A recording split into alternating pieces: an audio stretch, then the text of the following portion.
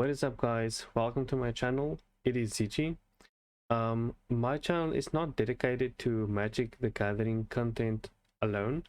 I will here and there upload another type of video to my channel, but my main passion is Magic the Gathering. I'm delving into a bit of sim racing, playing other games, trying to peak and test and gauge interest. But you will see me upload a lot of budget Magic the Gathering decks, pioneer decks, as well as modern decks. So yeah, if you like Magic the Gathering and like this type of content, please like and subscribe. Shout out to Carla Swart for making my intro and subscription videos. I will leave her info in this video. But yeah, guys, let's get into it.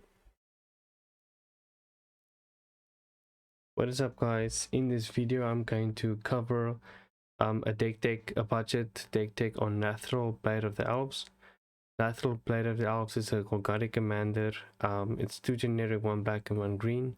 She is has a 2/3 body and has menace, and reads: whenever Lathril, Blade of the Elves deals combat damage to a player, create that many 1/1 green elf warrior creature tokens, and then you tap her and tap 10 untapped elves you control. Each opponent loses 10 life and you gain 10 life.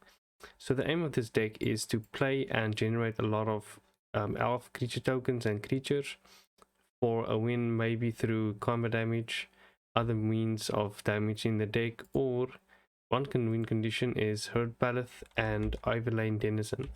So how this works is you play Herd Baloth, Lane Denizen triggers, you put a counter on Herd Baloth. Herd Baloth, because it gets a counter, creates a 4/4 green beast creature token, and then Lane Denizen triggers again. You put that counter again on Herd Baloth, and then in this way you create infinite 4/4 green beast creature tokens. And then one of the ways to win or get to a win condition is through ramping, through the means of Elves, Paradise Druid, taps for any color, Wild Root Channeler taps for X, where X is a number of elves on the battlefield. Put in range and you turn a forest and then untap a creature. Elvish Guidance taps, you enchant a land and then it taps for 1 forest for each elf in play. Landable Visionary, enters the battlefield, you draw a card and it taps for 1 green. Animal types, Animal Tribe taps for 3 green. Arbor Elf untaps a forest, and in most cases Elvish Guidance is attached to it and then you can tap it twice. Landable Elves is a 1 mana 1/1 elf druid that taps for 1. Elvish Mystic, same story. And that's it for ramp. That is the way to be able to afford anything, to play anything. And then we have Nullmate Shepherd, tap 4 untapped creatures and then you destroy target artifact or enchantment. Mortality Spear, cost 2 less life, 2 less if you can drive this turn, but otherwise you destroy target non-land permanent. Sacred Shadow, each player sacrifices 2 creatures and you can foretell it for 4. Poison the Cup, destroy target creature, but if you foretold it, you can also scry 2. Price of Fame, it's destroy target creatures of val 2, but it costs 2 less if it's targeting a legendary creature, and this is a very good way to get rid of enemy legendaries. Putrefy, destroy target artifact or creature, it can be regenerated. Return to nature, you can choose 3 things: destroy target artifact, enchantment, or exile target card from a graveyard.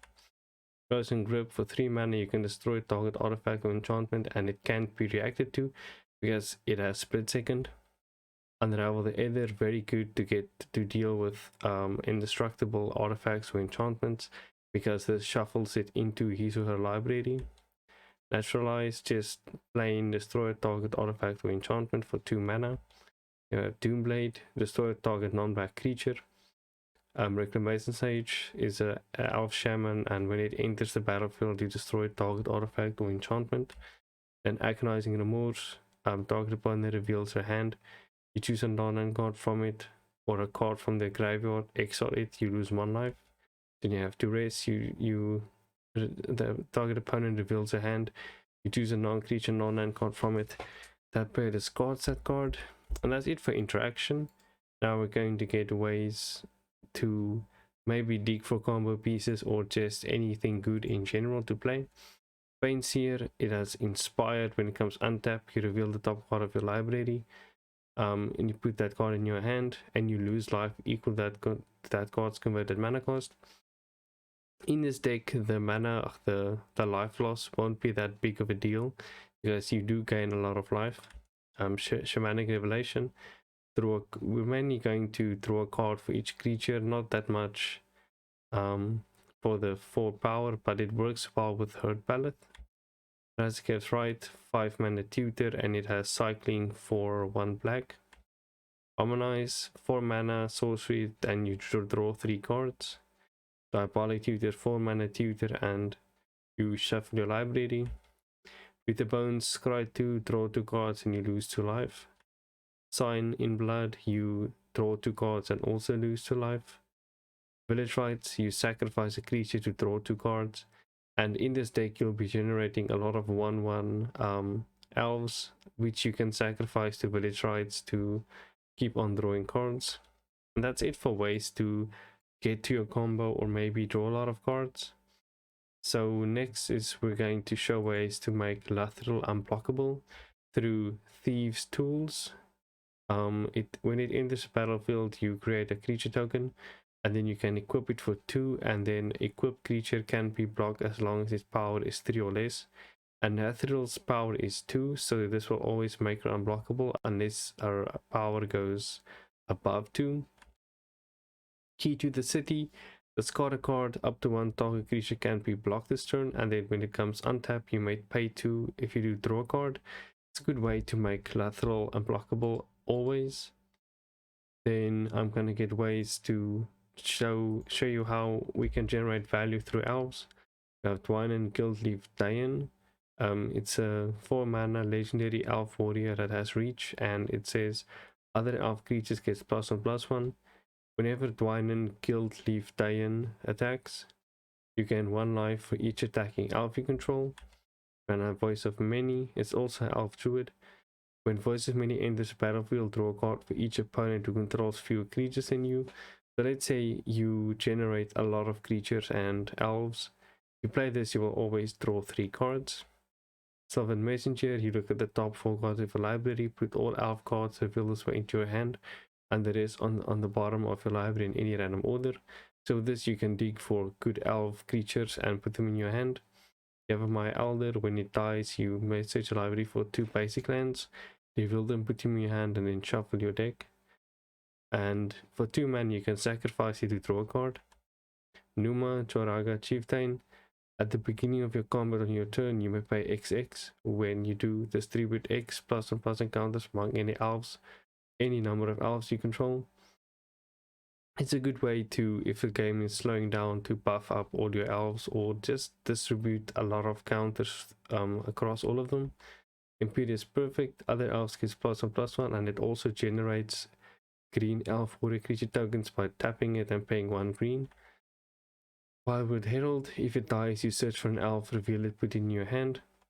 Miara, whenever an elf dies, you may pay 1 life, 1 and 1 life if you do draw a card.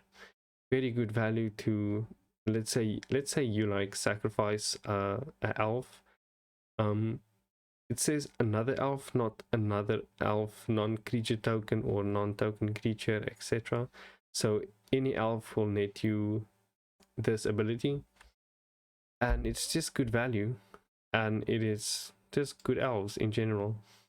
Then we are going to show you ways to generate value off elves, or like off all the elves you control through Wildwood Pride.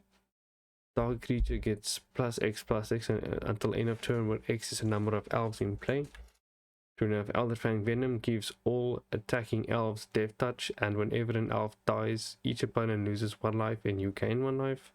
This is very relevant because there's ways in the deck to ping and drain people, or drain the opponent's life totals when you gain life through Twinblade Assassin, and I'm gonna get to it now, sorry. We have Prowess of the Fair. Whenever another Non-token elf is put into your graveyard from the battlefield. You may create a 1/1 green elf warrior creature token.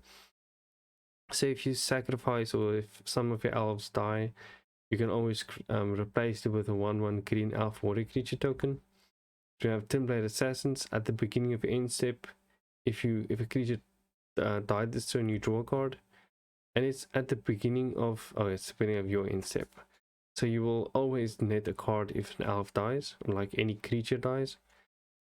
You have Skimmer Shadow Shade. Each opponent loses X life, where X is the greatest number of creatures you control that have a creature type in common.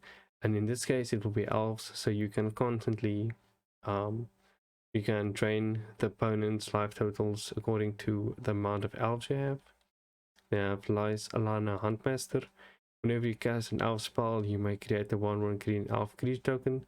And in this deck, you'll be playing a lot of elves, so you will always create elf warrior creature tokens. You have Shaman of the Pact. Target opponent loses life equal to the number of elves you control when this enters the battlefield, which is very relevant. And that's it for ways to net value of controlling elves. Next we'll get to protecting Lathril through Tamio's safekeeping. Target permanent gains hexproof and indestructible until end of turn. You gain 2 life. This is a good way to swing with her or block and give her indestructible and hexproof. We have Apatra's Mark. Target creature gains hexproof and then you remove all -1/-1 counters from it. You have Blossoming Defense. Target creature gets +2/+2 against hexproof until end of turn. There's also a way to basically save Lathril or protect her from being destroyed or killed. Then we have just like very good value generating shenanigans through Moldervan Reclamation. Whenever a creature you control dies, you gain 1 life and draw a card. Death Reap Ritual. At the beginning of each end step, if a creature died this turn, you may draw a card. It's also a May trigger, so you don't always need to draw, but in most cases you will want to. And this is each end step, so whenever a creature dies in anyone's turn, whether it be combat damage, being destroyed with an instant or sacrificed, you will always draw a card if a creature died this turn at each end step. Kindred Transformation is a 2-mana enchantment aura that basically takes away all the enchanted creatures' abilities, and its base power is 3/3. And when you play it, when it enters the battlefield, you draw a card. Regrowth, return target card from your graveyard to your hand. Gaia's Blessing stops you from being mulled out by any mull strategies or shenanigans. And then we have Molderhulk with Undergrowth. He costs 1 less for each creature in your graveyard. And then when it enters the battlefield, you may return target land from your graveyard to the battlefield. Brutalizer Exarch. You'll mostly want to use his first ability, which is you search your library for a creature card, reveal it, then shuffle your library. And put that card on top of it. Then we have Grey Merchant of Asphodel. Draining your opponent's life totals equal to your devotion to black. Epic of Blood. Whenever you gain life, each opponent loses 1 life. So let's say you gain a life and you ping someone for a life. Because you gain a life, this happens, and then you ping for an extra 1, that's 2. And then you have Dina. Whenever you gain life, each opponent loses 1 life. So if you gain life, Epic of Blood and Dina will trigger, and you will deal 3 damage in total. And then you can also sacrifice another creature and buff Dina. That's it for value generating shenanigans. Last but not least, I'm going to get to the land base. To keep this deck as lower cost as possible, being below $25 at the time of creation, I opted to use 18 swamps and 18 forests. And that is it for the deck. Lathril is a very interesting commander, using aristocratic strategies and just using elves to gain value in general is a very good and common strategy. I personally think Lathril Paid Up Elves was a very great print. be having menace and generating tokens by itself. Also using those tokens to drain each opponent for 10 life, I think is very relevant, and it can make for a very fun deck. But yeah guys, that is it from me. I hope you like this type of content. If you do, please like the video and subscribe to my YouTube channel, and I'll see you in the next video.